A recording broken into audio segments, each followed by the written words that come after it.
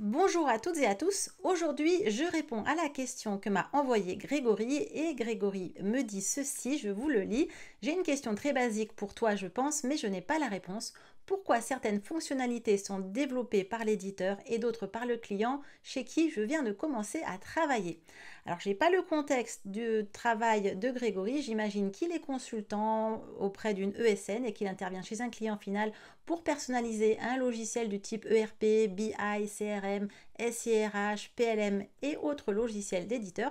Et donc, effectivement, il a raison, c'est pas une question basique. Je pense que beaucoup d'entre vous, en tout cas, peuvent se la poser, du moins si vous commencez à travailler en tant que consultant, business analyst, etc., dans le monde des systèmes d'information.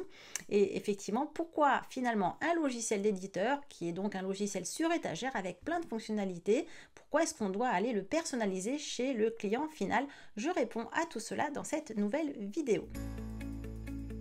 Avant tout, si vous ne me connaissez pas, je me présente rapidement. Je suis Alice Vacchi, je suis business analyst, mais avant tout, et c'est ma nouvelle carrière, on va dire, depuis 2020, après pas mal d'années d'expérience, eh bien, je suis formatrice, coach conférencière en business analyst. Donc, je vous accompagne, que vous soyez en reconversion, que vous soyez déjà business analyst en poste ou à même de le devenir.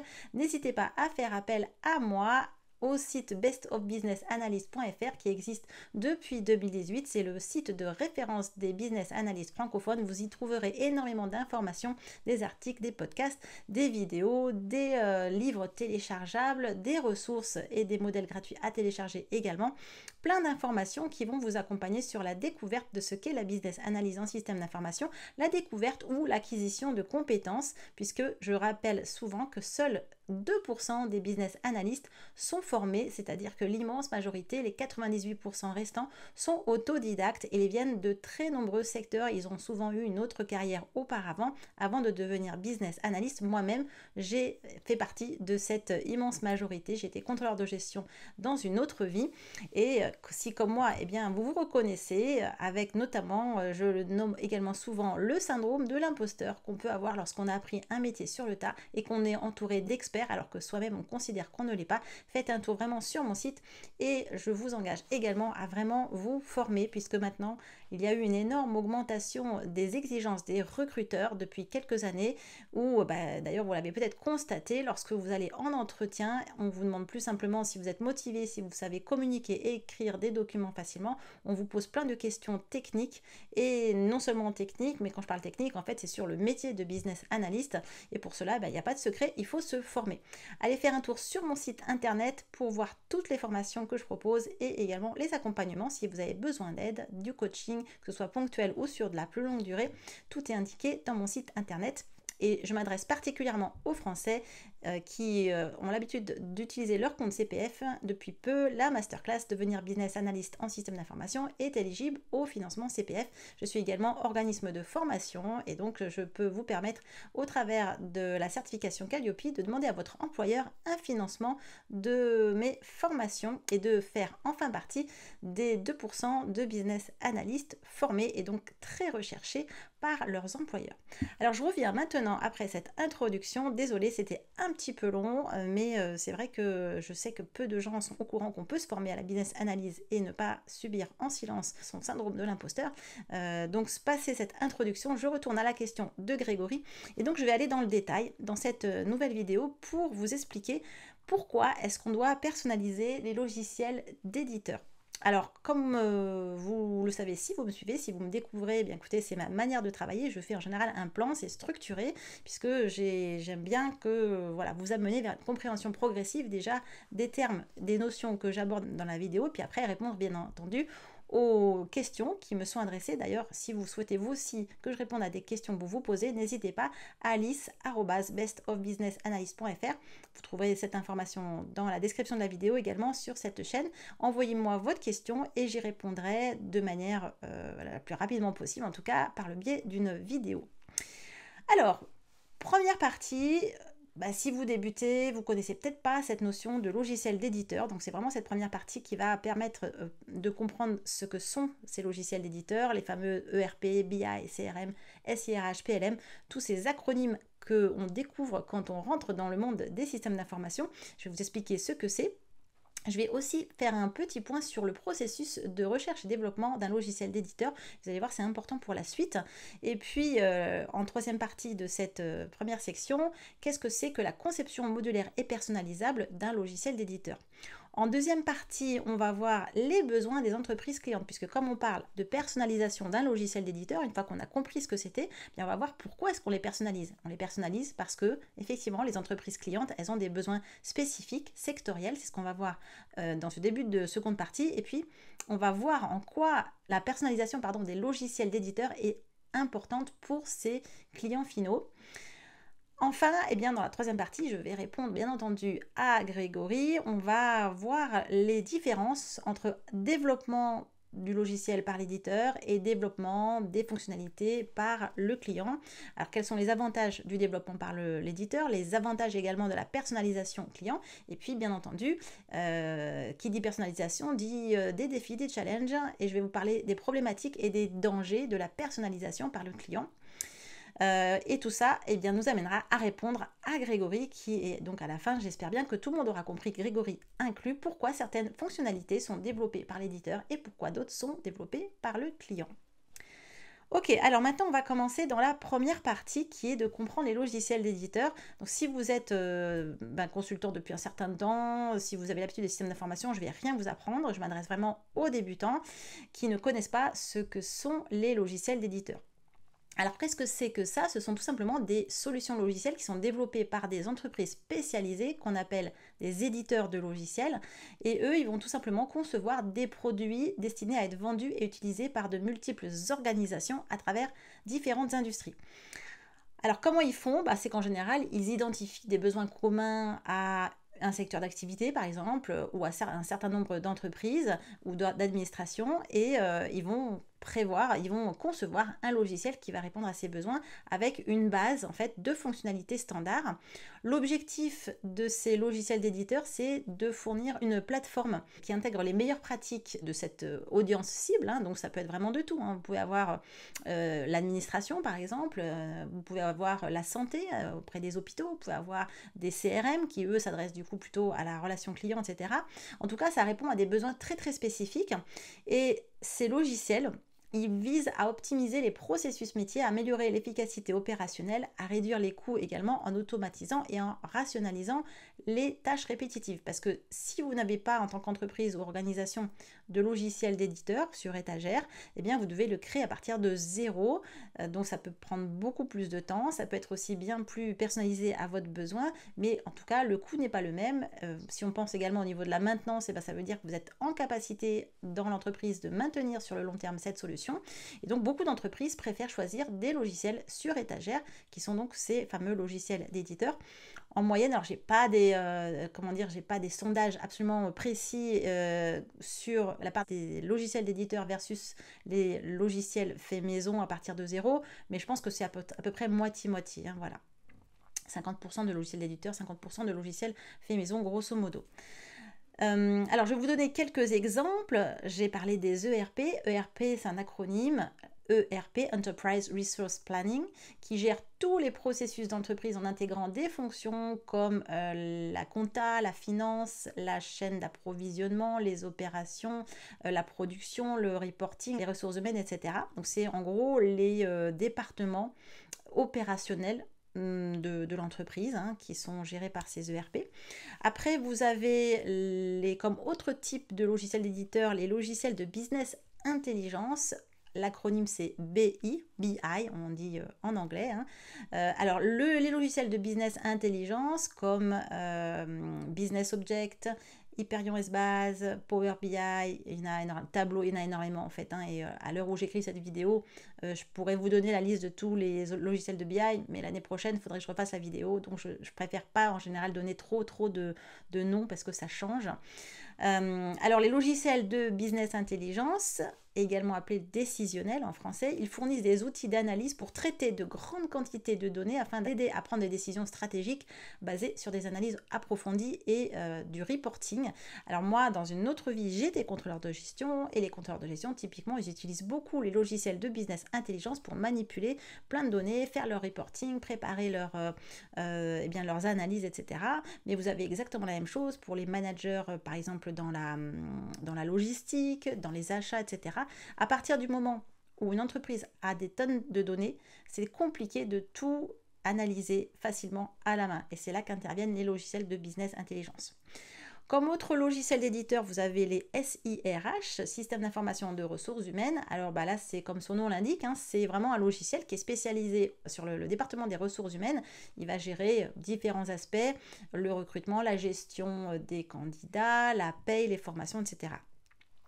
Un autre logiciel, c'est les CRM, les Customer Relationship Management, qui aide à gérer toute la chaîne client, les prospects, etc., qui aide à améliorer, à optimiser les relations commerciales. Voilà, c'est vraiment tout ce qui est centré autour du client. Je ne vais pas tout vous lister, mais ce sont vraiment des grandes familles d'éditeurs qu'on rencontre très souvent, mais je vous les ai mentionnés. Vous pouvez par exemple avoir des logiciels spécialisés sur des besoins métiers purs, par exemple les hôpitaux, les administrations, etc., etc. Donc derrière tous ces types de logiciels, vous avez donc des éditeurs qui vont les créer et après les commercialiser. Donc comment ça se passe concrètement? Et c'est là que c'est important de bien comprendre ça pour savoir à quel moment en fait on va avoir la personnalisation faite chez les clients. Donc chez l'éditeur, donc ça c'est la deuxième sous-partie, le processus de développement d'un logiciel d'éditeur. Déjà, il faut savoir que la R&D, donc recherche et développement, c'est vraiment crucial pour les éditeurs. Pourquoi? Parce qu'il faut vraiment tout le temps qu'ils s'assurent que leurs produits restent à la pointe de la technologie d'une part, qu'ils répondent aux normes de l'industrie et aux exigences réglementaires également, et puis donc qu'ils continuent de répondre efficacement aux besoins évolutifs de leurs clients. Si jamais c'est pas le cas, ils ne peuvent plus les vendre et donc ils sont tout le temps dans cette processus de recherche et développement. Encore plus en ce moment où les évolutions technologiques par exemple sont constantes et s'accélèrent. Je vous passe les effets par exemple de l'intelligence artificielle générative, etc. sur tous ces logiciels. Donc il faut tout le temps améliorer, optimiser, sinon il y a toujours le petit concurrent du coin qui va passer devant. Ou alors des clients qui disent moi j'aimerais bien avoir telle fonctionnalité en plus parce que je l'ai vu chez un autre logiciel concurrent. Voilà, donc quand on est éditeur, grosse importance de la R&D, ça veut dire toujours être en recherche d'innovation en termes de nouvelles fonctionnalités, l'amélioration de l'efficacité des processus existants, la sécurisation des données, etc., etc. Ils ont également toute une équipe qui fait de la veille technologique et de marché, puisque par exemple, s'ils sont spécialisés sur les hôpitaux, donc mettre en place des logiciels pour le secteur de la santé, ils sont toujours obligés de voir ce dont le marché a besoin. Alors ça peut être en termes locaux, donc sur le marché local, ça peut être aussi au niveau international. Donc c'est vraiment une veille technologique et métier qui est continue pour surveiller, évaluer les différentes évolutions, également réglementaires, les évolutions technologiques. Donc il y a vraiment tout un travail en général de ces équipes-là, également les tendances du marché, les besoins émergents, puisqu'en plus maintenant ils peuvent s'appuyer sur des technologies de data science pour faire des analyses prédictives et prescriptives. Voilà, donc c'est vraiment de la veille technologique essentiellement réglementaire et métier pour adapter leurs produits en conséquence. Ensuite, quand on est chez un éditeur, il y a autre chose, c'est le développement centré sur l'utilisateur.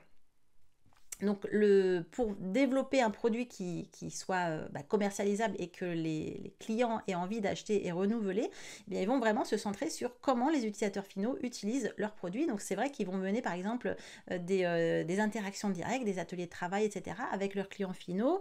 Ça peut être aussi des sondages, ça peut être des groupes de discussion, des tests bêta où les utilisateurs sont invités à essayer de nouvelles fonctionnalités avant qu'en fait le lancement final officiel soit réalisé. Moi, je l'ai mené également dans plusieurs de mes missions, sans être directement chez... j'étais consultante, mais j'ai mené à bien aussi des missions où on allait chercher, entre guillemets, des clients pilotes qui acceptaient de mener à bien ces tests-là, moyennant évidemment un échange. De leur côté, ils avaient des bénéfices à le faire. Mais voilà, ça fait partie des choses très importantes où on va vraiment se centrer sur l'utilisateur. Après, il faut savoir que dans ce domaine-là, les éditeurs doivent aussi collaborer avec les autres, enfin, en tout cas à l'intérieur de l'éditeur, pardon, les développements logiciels, il va collaborer avec les autres départements de l'entreprise. Ça veut dire quoi? Ça veut dire collaborer avec le département marketing, les ventes, le support technique, parfois aussi des partenaires externes. Vraiment, le but, c'est à la fin de produire un logiciel qui corresponde vraiment aux besoins principaux du marché auquel il s'adresse et qui soit toujours à la pointe de la technologie, des exigences réglementaires, des processus métiers, etc. Donc il y a vraiment une collaboration, par exemple les commerciaux qui vont vendre le logiciel d'éditeur, qui ont eu des informations par leurs prospects ou leurs clients finaux, eh bien, ils vont pouvoir faire du retour, du feedback auprès des équipes techniques pour améliorer sans cesse le logiciel. Donc voilà, donc il faut vraiment comprendre comment fonctionne un logiciel, enfin en tout cas un éditeur de logiciel. Et la troisième sous-partie de cette première section va aborder la conception modulaire et personnalisable. Alors déjà, il faut comprendre quelque chose, c'est que la notion de conception modulaire, c'est une approche qui consiste à structurer le logiciel en différentes unités qu'on appelle également des modules qui peuvent être assemblés de manière flexible selon des besoins spécifiques, donc les besoins spécifiques de chaque client. Ça signifie quoi? Ça veut dire que chaque module est conçu pour accomplir une fonction spécifique. Donc je prends l'exemple d'un ERP. On a par exemple des modules finance, des modules production, modules voilà, X, Y, Z. Hein. Prenez vraiment, encore une fois, toutes les fonctions d'une entreprise. Eh bien, les clients n'ont peut-être pas tous envie d'avoir un module production. Si par exemple, ils sont dans les services, le module production, ils s'en fichent. Par contre, peut-être qu'ils ont plus besoin du module commercial, du module finance. A contrario, dans d'autres secteurs, ils auront déjà peut-être un système bien organisé sur la partie finance. Je dis vraiment n'importe quoi, hein, c'est pour donner un exemple. Et ils auront plutôt besoin d'acheter le module production parce que là, ils ont pas ce qu'il faut en interne. Et puis des fois, ils auront besoin de quasiment tout. Donc c'est vraiment cette notion de modules qui sont conçus pour accomplir une mission spécifique, une fonction spécifique. Et ces modules, ils peuvent fonctionner vraiment indépendamment les uns des autres, mais ils sont également intégrés les uns avec les autres, ce qui permet, donc avec cette conception modulaire, aux entreprises clients de sélectionner vraiment les modules et les fonctionnalités dont elles ont besoin et de ne payer que pour ça. Alors, il y a de grands avantages évidemment, mais après vous allez voir que ça rejoint cette réflexion sur pourquoi est-ce qu'on doit le personnaliser en interne. Les avantages de la modularité d'un logiciel d'éditeur, c'est déjà la flexibilité, puisque encore une fois, un client il peut commencer avec des modules de base, après il peut rajouter d'autres modules au fur et à mesure que leurs besoins évoluent. Donc c'est par exemple le cas d'entreprises qui démarrent, des startups, ils n'ont peut-être pas besoin de grand-chose au début, peut-être qu'ils ont besoin que, j'en sais rien, de la partie commerciale, et puis au fur et à mesure, ils vont étoffer avec d'autres modules, ou alors des PME qui grossissent, où il y a des croissances externes, etc. Donc ça, c'est un premier avantage. Après, un autre avantage, c'est la maintenance qui est simplifiée, puisque les mises à jour et les maintenances, elles peuvent être effectuées sur des modules individuels sans perturber l'ensemble du système. Et donc, ça permet de minimiser potentiellement on va dire les temps d'arrêt, les coûts associés à cette maintenance. Et puis, un autre avantage de la modularité, c'est l'intégration, puisque les modules, ils sont conçus pour s'intégrer facilement avec des systèmes existants ou des modules tiers. Et ils permettent donc une transition plus douce, une meilleure, ce qu'on appelle interopérabilité entre différents outils et différentes plateformes. Donc ça, c'est la compréhension de ce qu'est effectivement la conception modulaire. Et quand on parle maintenant de conception modulaire et personnalisée, alors cette notion de personnalisation, pourquoi? Parce que tout simplement, un logiciel d'éditeur, il va s'adapter aux besoins spécifiques. Un logiciel d'éditeur, au-delà de cette notion de module, il va offrir des options de personnalisation qui permettent d'adapter encore plus finement les fonctionnalités au processus unique de l'entreprise cliente ou de l'administration. Ça inclut quoi? Ça inclut par exemple la personnalisation de workflow, de formulaires, au niveau reporting, la personnalisation des interfaces utilisateurs, etc. Quand on parle de personnalisation, on a aussi souvent fourni avec des outils de développement, puisque certains éditeurs ils vont fournir effectivement pas juste l'interface utilisateur final, mais également des outils qui permettent aux clients ou à des consultants de développer des extensions ou des personnalisations spécifiques sans interférer avec le code source principal. Et donc là, ça permet encore plus de personnalisation, alors cette fois-ci beaucoup plus technique, tout en maintenant l'intégrité et la mise à jour facile du logiciel principal. Et puis, beaucoup de logiciels, beaucoup d'éditeurs également ont une communauté et un support qui permettent aux développeurs en fait de partager leurs problématiques, également ce qu'ils ont eux-mêmes réalisé. Par exemple, ils ont créé une nouvelle extension, des plugins, etc.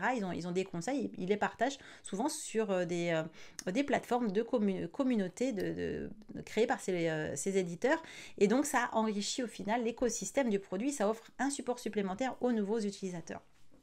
Voilà, donc là, vous voyez, dans cette première partie, le focus a été vraiment sur qu'est-ce que c'est que les logiciels d'éditeurs et quels sont les processus de développement, l'importance de la R&D, et puis également qu'est-ce que c'est que cette conception modulaire et personnalisable quand on parle de logiciels d'éditeurs.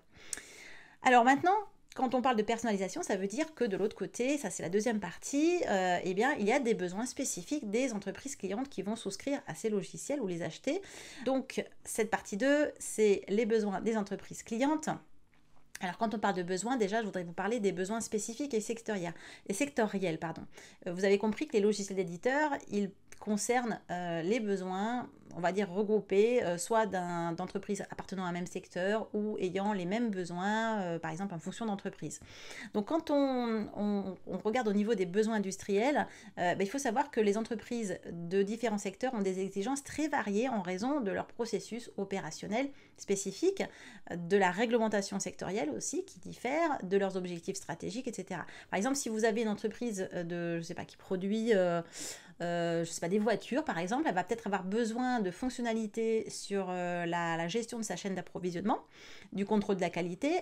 Et puis à contrario, vous aurez peut-être des entreprises qui ne font que du service, qui elles, ou une banque par exemple, qui peuvent avoir plus besoin de la gestion de leur CRM par exemple, la gestion de projet, etc. Et qui n'auront pas besoin de tout ce qui est chaîne d'approvisionnement. Alors, quelques petits exemples pour vous donner un petit peu toucher du doigt la diversité des besoins en matière de fonctionnalités logicielles selon le secteur d'activité. Alors, premièrement, l'industrie manufacturière. Là, on peut retrouver en fonctionnalité importante la gestion de l'inventaire, la planification des ressources de production, la maintenance des équipements, le suivi de la qualité des produits. Si vous êtes dans une entreprise qui est dans le secteur des services, ça peut être des fonctionnalités liées à la relation client, les fameux CRM, la facturation par projet, le suivi du temps et des ressources, les analyses de performance des services. Si vous êtes plutôt dans le secteur de la santé, eh bien, ça peut être autour de la gestion des dossiers patients, de la conformité réglementaire, les interfaces avec d'autres systèmes médicaux. Si vous êtes plutôt une banque, ça peut être des besoins en matière de gestion des transactions, de la conformité réglementaire, la gestion des risques, les analyses financières, etc. Donc vous voyez, il est vraiment crucial que les éditeurs de logiciels ils comprennent les opérations et le processus métier de leurs clients pour pouvoir leur offrir des solutions qui non seulement répondent à leurs besoins immédiats, mais également qui anticipent les évolutions futures. Et ça implique que l'éditeur il soit vraiment en proximité avec ses clients pour pouvoir tout le temps être au fait de l'actualité des évolutions métiers. C'est également l'occasion pour eux de faire des études de cas, des consultations détaillées, etc. pour aligner vraiment les fonctionnalités du logiciel avec les workflows spécifiques de l'entreprise. Donc ça, c'est la première chose, c'est au niveau besoins, c'est les besoins sectoriels, on va dire, des organisations, mais vous avez aussi des besoins technologiques qui doivent être évalués par l'éditeur, puisque les entreprises, elles peuvent avoir des exigences vraiment, on va dire, c'est spécifique en termes de compatibilité technologique, ce qu'on appelle aussi la scalabilité, l'intégration avec d'autres systèmes, c'est-à-dire la capacité en fait d'un logiciel à s'intégrer de manière transparente avec d'autres outils. Et donc là, forcément, c'est un critère déterminant dans le choix d'un logiciel d'éditeur, puisque si vous êtes une entreprise, par exemple, et que vous avez, admettons, un ERP, vous avez déjà mis beaucoup d'argent sur la table pour déployer un nouvel ERP et que vous avez besoin de déployer un logiciel métier à côté de ça ou un PLM, eh bien vous allez forcément devoir vous assurer que l'intégration technologiquement parlant peut se faire avec cet ERP lorsque vous allez faire un benchmark pour chercher le PLM qui peut correspondre à vos besoins. Voilà, donc ça c'est la première chose à comprendre. Ensuite, pourquoi il est si important, pourquoi est-ce qu'on fait de la personnalisation en fait de logiciels d'éditeurs ? Alors ça, c'est, vous avez compris qu'on a un noyau de fonctionnalités qui sont communes à un ensemble de secteurs, de besoins d'entreprises, etc. Et vous avez compris également que il y a, selon les entreprises, selon les organisations, il y a également des particularités, des spécificités, qu'elles soient réglementaires, métiers, technologiques ou autres. Eh bien, c'est la première chose qu'on va faire lorsqu'on va personnaliser un logiciel d'éditeur, c'est de s'adapter, de l'adapter au processus métier. Donc effectivement, ils sont conçus, ces logiciels d'éditeur, pour s'adapter à une large gamme d'entreprises, mais ils ne peuvent pas répondre systématiquement à tous les processus opérationnels qui sont toujours très spécifiques aux entreprises, sans, en étant plaqués comme ça, directement, sans forme de personnalisation. Ça, c'est impossible en général de le faire. Il faut au minimum personnaliser. Ça permet aux entreprises tout simplement d'optimiser, de maximiser l'efficacité de leurs opérations en ajustant le logiciel pour qu'il s'aligne précisément sur leurs procédures et politiques internes. C'est pas comme si vous achetiez un logiciel de bureautique et vous êtes entre guillemets obligé de l'utiliser en tant que tel. Tout seul, face à un logiciel de bureautique, il n'y a pas de souci, vous adaptez. Mais si vous êtes une entreprise, que vous avez déjà des processus internes qui sont déjà mis en place, quand vous souscrivez, quand vous achetez un nouveau logiciel, forcément, il faut que ça soit au service des processus qui fonctionnent ou pas, mais ça c'est une autre histoire, et il faut vous assurer qu'il va être personnalisé à ces processus métiers. C'est là souvent qu'en tant que business analyst, on intervient, on va faire de l'analyse de processus métiers, de la cartographie, du re-engineering peut-être aussi, avant de pouvoir permettre cette personnalisation des logiciels d'éditeurs. Et d'ailleurs, dans la mise en place de la personnalisation des logiciels, vous avez souvent un petit peu deux types de consultants. On a ce qu'on appelle les AMOA, assistants à la maîtrise d'ouvrage, les business analysts orientés métiers, qui vont vraiment passer du temps à comprendre les processus de l'entreprise. Et une fois que ça s'est compris, eh bien, il y aura d'autres formes, on va dire, de business analysts qui sont orientés solutions. Et eux, ils vont s'occuper de personnaliser les fonctionnalités selon le business model et selon les workflows et les processus métiers qui auront été analysés par leur pair côté métier. Voilà. Donc ça, c'est la première chose. Ensuite, vous avez la personnalisation des fonctionnalités. Donc ça, c'est effectivement si vous êtes business analyst côté solution, consultant, et que vous êtes propulsé par une ESN, vous êtes souvent côté maîtrise d'œuvre, côté personnalisation des fonctionnalités. Donc il y a la première chose qu'on va faire et sur quoi on va s'attarder, ça va être la modification des workflows existants. Ça veut dire quoi? Ça veut dire que les entreprises, elles peuvent nécessiter des ajustements entre les workflows standards pour qu'ils correspondent mieux à leurs opérations. Ça inclut en général la modification des étapes de traitement. Alors, je vous donne un exemple, un module de traitement des commandes. Eh bien, peut-être que de manière générale, il est prévu d'avoir de la validation de la commande à certains moments. Et donc, des jalons, en fait, dans ce workflow. Eh bien, peut-être que pour l'entreprise cliente, ça va être fait différemment. Et donc, c'est à ce moment-là qu'on va pouvoir personnaliser le workflow. Donc, ça peut être traitement des commandes, approbation du budget, le cycle de vie du produit. Voilà, il y a plein d'étapes dans toutes ces thématiques qui peuvent être différentes d'une entreprise à l'autre et qu'un logiciel d'éditeur permet de personnaliser. Il y a aussi la notion de reporting. Alors ça, c'est vrai que c'est beaucoup dans la business intelligence, mais on les retrouve quand même un peu partout. La création de rapports personnalisés. Alors là, ça dépend vraiment d'une entreprise à l'autre, bien entendu. La personnalisation, elle permet aux entreprises de configurer, de créer des rapports qui répondent précisément à leurs besoins en matière de données et d'analyse. Alors moi qui viens du contrôle de gestion dans une autre vie, effectivement, je peux vous assurer que les besoins changent complètement selon les managers, selon les entreprises, etc., etc. Et donc, les entreprises, les éditeurs de logiciels qui font par exemple les logiciels de business intelligence donnent une énorme palette de personnalisation au niveau du reporting, que ce soit des rapports ad hoc ou qu'on fait à la demande, comme des rapports tout faits qui sont par exemple générés tous les lundis et qui arrivent dans les boîtes mail des utilisateurs. Ensuite, en termes de personnalisation, eh bien, il y a également le développement de fonctionnalités sur mesure. C'est ce qu'on appelle par exemple les extensions spécifiques, c'est-à-dire que lorsque les fonctionnalités standards du logiciel ne suffisent pas, eh bien, les consultants peuvent développer des extensions ou des modifications particulières pour mieux répondre aux besoins uniques de l'entreprise. Un autre type de personnalisation, c'est tout ce qui a trait à l'intégration avec d'autres systèmes, puisque un logiciel, en général, est toujours en interaction avec d'autres applications, soit du même niveau, soit des backbone applications, hein, donc des applications colonne vertébrale. Quoi qu'il en soit, ça implique vraiment, lorsque on met en place un logiciel d'éditeur, de s'assurer qu'il s'intègre correctement avec le paysage applicatif du système d'information de l'entreprise, en tout cas du client. Ça peut être aussi une administration, bien entendu, une association également. Et donc là, une grosse partie de la personnalisation est vraiment liée à cette intégration avec d'autres systèmes. Intégration, je ne sais pas moi, avec le système de comptabilité, la base de données de clients, les plateformes e-commerce, etc. Et il faut donc toujours s'assurer que le flux de données il est cohérent et que l'automatisation, elle peut se réaliser. Donc quand on parle de personnalisation des fonctionnalités, on parle en général de ces 4 types de personnalisation. Après, on a aussi la personnalisation de l'interface utilisateur et de l'expérience utilisateur, ce qu'on appelle UX, UI design, ergonomie.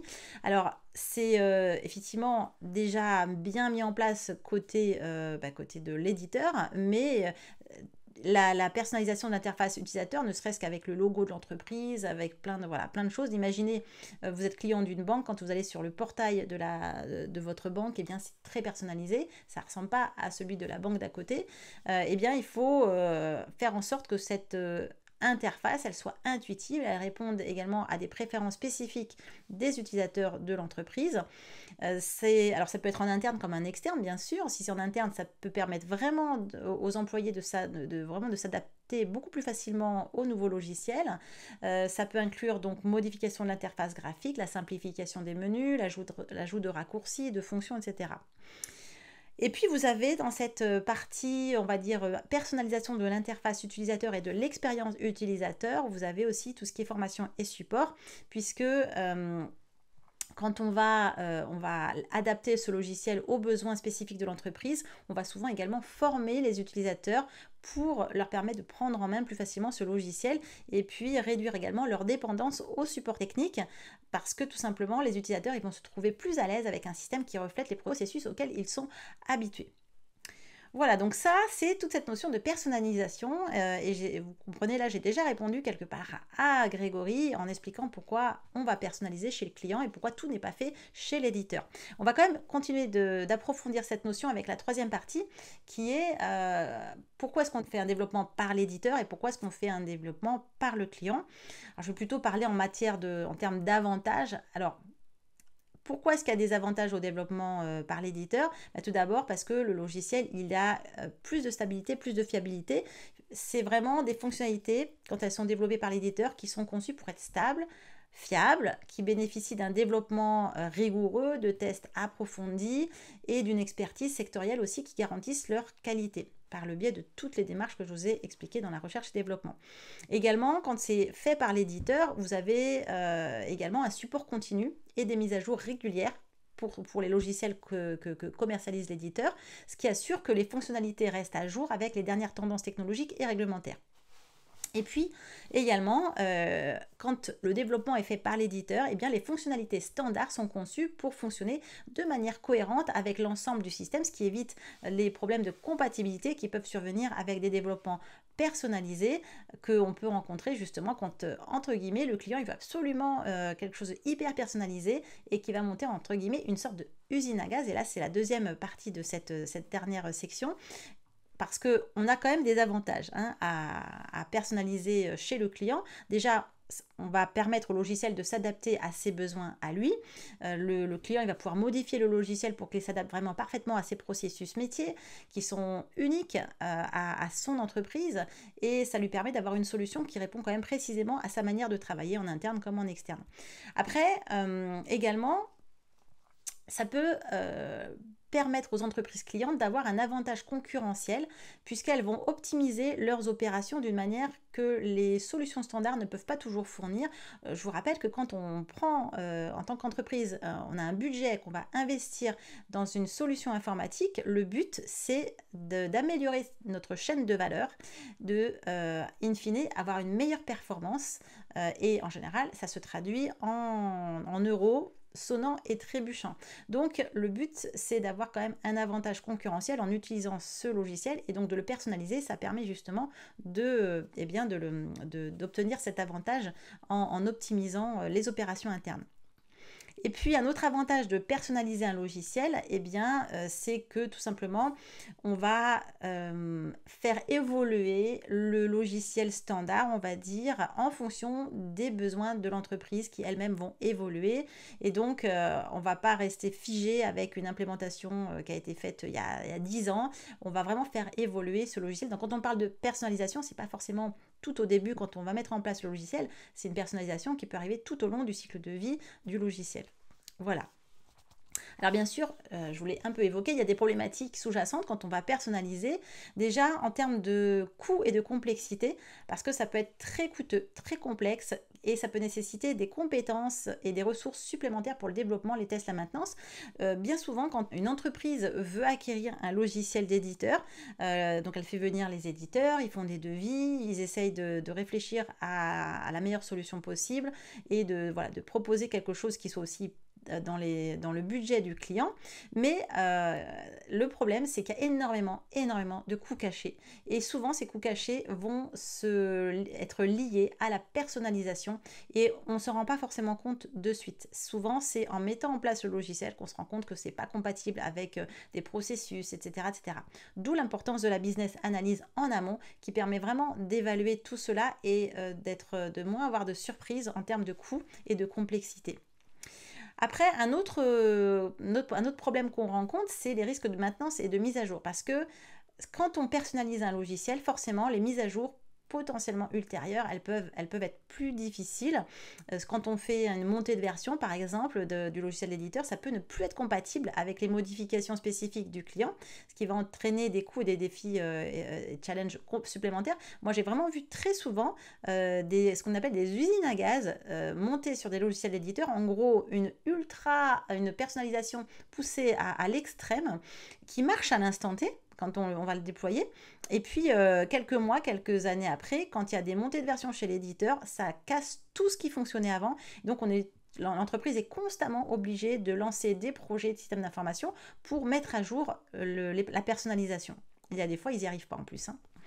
Et puis, bien entendu, un autre problème, c'est la dépendance d'une entreprise cliente vis-à-vis déjà de l'éditeur et également de consultants, de développeurs spécifiques pour le support continu et les futures adaptations du logiciel. Il y en a qui ont un bataillon de consultants toujours en interne chez elles parce qu'elles ne savent pas le faire en interne puisque de toute manière le logiciel, c'est pas elles qui l'ont conçu. Voilà. Donc vous voyez, la notion de personnalisation, elle est extrêmement importante sur les logiciels d'éditeurs et j'espère que vous comprenez à l'issue de cette vidéo pourquoi on a effectivement des fonctionnalités standards, mais pourquoi est-ce qu'on est obligé, quand on l'achète en tant qu'entreprise, de le personnaliser à nos besoins métiers et que vous compreniez également en quoi il y a vraiment des risques et des problématiques liées aux personnalisations. Et Grégory, j'espère que j'ai répondu à ta question. Encore une fois, si vous êtes comme Grégory avec des questions à me poser, n'hésitez pas à me l'envoyer par mail alice@bestofbusinessanalyst.fr. Et puis, si vous voulez vous former, puisque évidemment, on se forme au métier de business analyst, on se forme au métier de consultant ERP, BI, CRM et autres logiciels d'éditeur. Il y a eu des enquêtes qui ont été faites et 80% des clients finaux déplorent que les consultants de ces éditeurs de logiciels et les compétences techniques soit, mais il leur manque totalement la posture de conseil. Or, c'est ce qu'ils recherchent. Ils recherchent des consultants qui sont aptes à comprendre leur processus métier, à leur proposer des solutions pour personnaliser les logiciels de la manière la plus adéquate possible, parce que sinon, ça peut leur coûter tellement cher que forcément, parfois, il y a des projets qui sont carrément arrêtés alors que parfois des millions ont été dépensés. Donc, si vous voulez vous former à ce métier et à cette posture de conseil, qui est tout à fait liée à la compétence de business analyst. La compétence de business analyst, il faut savoir que ce n'est pas que l'intitulé de poste business analyst. Vous pouvez être consultant et avoir des compétences en business analyst. Vous pouvez être manager et avoir des compétences en business analyst. Vous pouvez être product owner, PPO, vous pouvez être responsable de procédure et avoir besoin de compétences en business analyse des systèmes d'information. Bien, si vous voulez vous former, je vous invite à aller regarder sur mon site internet dans la rubrique formation et vous allez voir plusieurs formations et notamment celle que depuis 2020 qui m'a permis de former plus de 600 business analystes professionnel en business analyse qui s'appelle Devenir business analyst en système d'information, les fondamentaux de A à Z. Je vous forme à cette discipline qu'est la business analyse des systèmes d'information. Et si vous êtes français, vous pouvez également la financer désormais grâce à votre compte CPF et par le biais de votre entreprise, puisque mon organisme de formation est certifié Calliope. Donc vous pouvez également le faire le financement par votre entreprise, par son OPCO. Si vous n'êtes pas français ou si vous n'avez pas accès à un financement OPCO ou CPF, j'ai également pensé à vous. Il y a des formules très spécifiques pour les financements sur fonds propres avec également des plans de financement en plusieurs mensualités. Mais surtout, ne restez pas dans votre coin sans vous former parce que le monde change et ça change très vite. Et j'ai énormément de retours de personnes qui maintenant me disent c'est compliqué de se faire recruter ou alors eh bien je suis déjà recrutée, c'est pas ça mon problème. Mon problème c'est que ça change tellement vite et j'ai appris sur le tas, je suis un peu perdue, je n'arrive pas à me positionner clairement. En plus, les méthodologies changent tout le temps, y compris de gestion de projet. Et j'ai un petit peu du mal où je vois débarquer des consultants. Moi, je suis en interne depuis des années et je viens de l'opérationnel. Je vois arriver des consultants qui ont l'air d'avoir des compétences que je ne connais pas du tout. Eh bien, formez-vous. Encore une fois, ça n'est pas une fatalité d'être autodidacte et de subir un petit peu en silence cette posture où on a un syndrome de l'imposteur qui grandit au fur et à mesure que les années passent parce qu'on voit les autres qui se forment et pas soi-même. Voilà, donc je vous invite vraiment à prendre votre carrière en main et quand je dis carrière, c'est même votre vie en main parce que ça a toujours un impact important sur la vie personnelle. Voilà pour cette longue conclusion. En tout cas, j'espère que j'ai répondu de manière étayée et détaillée à Grégory et je vous dis à très bientôt pour une autre vidéo sur Best of Business Analyst. Ciao tout le monde!